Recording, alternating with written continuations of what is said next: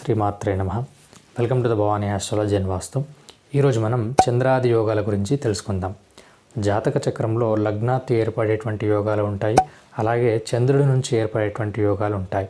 చంద్రుడు ఉన్నటువంటి స్థితి నుంచి ఏర్పడేటువంటి యోగాలను చంద్రాది యోగాలని అంటారు.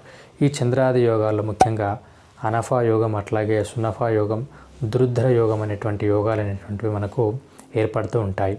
ఈ యోగాలు ఏర్పడినప్పుడు ఎట్లాంటి ఫలితాలు వస్తాయి అనేటువంటి విషయాన్ని ఈ వీడియోలో మనం తెలుసుకుందాం. సునఫా యోగాన్ని కనుక పరిశీలించినట్లయితే చంద్రుడు స్థితి పొందినటువంటి రాశి నుండి రెండవ రాశిలో రవి, రాహు, కేతు ఈ గ్రహాలు కాకుండా మిగతా గ్రహాలు స్థితి పొందినప్పుడు సునఫా యోగం అనేది ఏర్పడుతూ ఉంటుంది. అట్లాగే అనఫా యోగాన్ని కనుక చూసినట్లయితే చంద్రుడు ఉన్నటువంటి స్థానం నుండి వ్యయస్థానంలో అంటే చంద్రుడి నుంచి 12వ స్థానంలో రవి, రాహు, కేతు కాకుండా మిగతా గ్రహాలు స్థితి పొందినప్పుడు అనఫా యోగం అనేది ఏర్పడుతూ ఉంటుంది. చంద్రుడు స్థితి పొందినటువంటి రాశి నుండి ముందు వెనక రెండు రాశుల్లో కనుక గ్రహాలు ఉన్నట్లయితే దురుద్ధర యోగం అనేది ఏర్పడుతూ ఉంటుంది.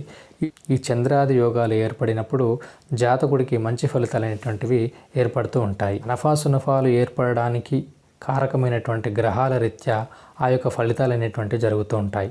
కుజగ్రహం చేత ఏర్పడినట్లయితే వీరు మంచి శరీర సౌష్ఠవాన్ని, అట్లాగే చురుకైనటువంటి వ్యక్తులు, అట్లాగే మంచి శక్తివంతులుగా ఉంటారు, ధైర్యవంతులుగా ఉంటారు, రక్షణ రంగంలో రాణించేటువంటి అవకాశం ఉంటుంది. కుజగ్రహానికి సంబంధించినటువంటి కారకత్వాలతో వీరికి లబ్ధి అనేది చేకూరుతూ ఉంటుంది. బుధగ్రహం కనుక ఉన్నట్లయితే మంచి జ్ఞానాన్ని, అట్లాగే వేదాల్లోనూ జ్యోతిషంలోనూ అట్లాగే మంచి జ్ఞానాన్ని సంపాదించేటువంటి అవకాశం ఉంటుంది. మంచి ఉన్నతమైనటువంటి విద్యని అభ్యసించి మంచి వ్యాపారవేత్తలుగాను, మంచి విద్యాలయాల్లో బోధకులుగాను ఉండేటువంటి అవకాశం ఉంటుంది. అట్లాగే గురుడు కనుక స్థితి పొందినట్లయితే వీరు ప్రతి విషయాన్ని తొందరగా నేర్చుకునేటువంటి స్వభావం వీరిలో ఉంటుంది. అట్లాగే వేదాల్లో కానీ జ్యోతిషంలో కానీ మంచి ప్రావీణ్యం ఉంటుంది. మంచి జ్ఞానాన్ని సంపాదించి ఉన్నతమైనటువంటి స్థితిలో ఉండేటువంటి అవకాశాలు ఉంటాయి.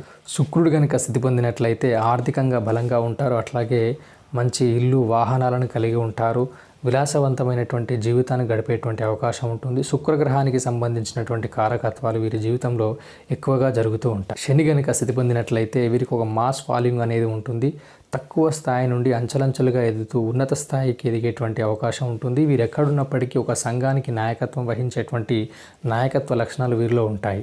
చంద్రాది యోగాలు ఉన్నటువంటి జాతకులు తక్కువ స్థాయి నుండి అంచెలంచెలుగా ఎదుగుతూ ఉన్నత స్థాయికి ఎదుగుతూ ఉంటారు.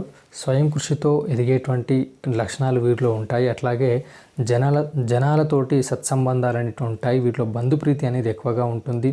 ప్రతి ఒక్కరితోటి మంచి కమ్యూనికేషన్ అనేది ఉంటుంది. మంచి వాక్చాతుర్యాన్ని కలిగి ఉంటారు.